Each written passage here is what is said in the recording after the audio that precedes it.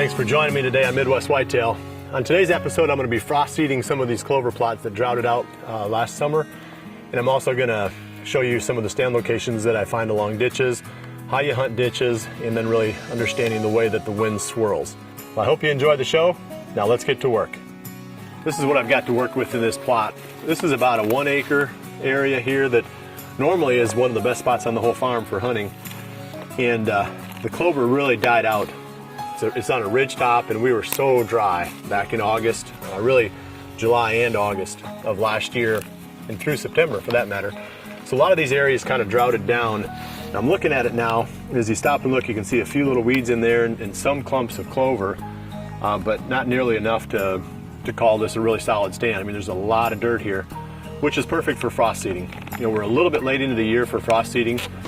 We do have a rain forecast for this evening, so I think getting the seed down right now, and as porous and kind of broken up as the soil is from all the freezing and thawing through the winter, we should be in pretty good shape for getting a lot of seed to soil contact.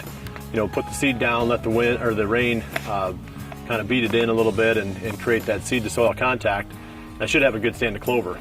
Nice thing about these bags is they are reclosable, and this is the Trophy Clover blend from Frigid Forage I'm going to be planting here. And there's 5 clovers in here, 2 reds, 2 whites, and then Alsike. And I'm only going to put half of this bag in. This bag is set to do 1 acre. I've got an acre here, but I'm only going to put half of it down because there is already an existing stand.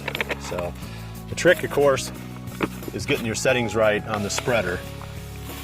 First step is getting roughly about half of this bag in there.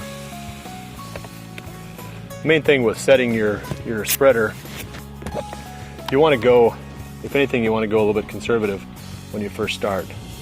I know how much seed I've got to put out. I know how big this area is.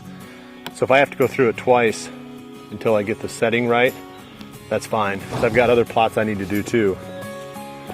So I'd rather go a little bit light and have to go over it twice and really tweak my settings than to set my thing too far open so I spread too much seed right away.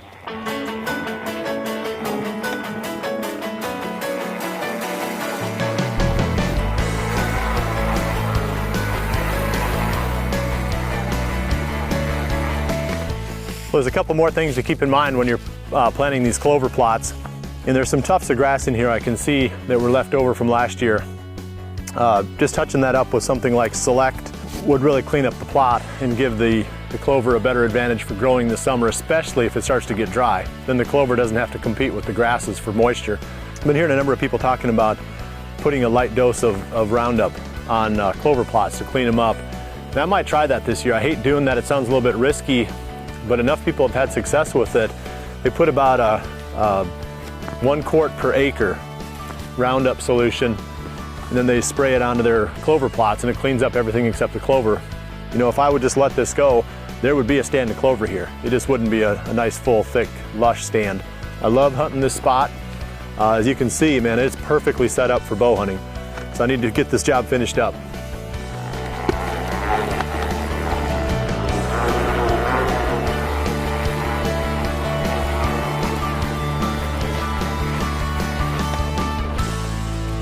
All right, well, that wraps up this plot. I've got a couple more on the farm I need to do today, and then we've got rains forecast for this evening, and really this clover should catch up really fast, the stuff I'm putting down right now. Soil temperatures are pretty high. It's been such a warm spring.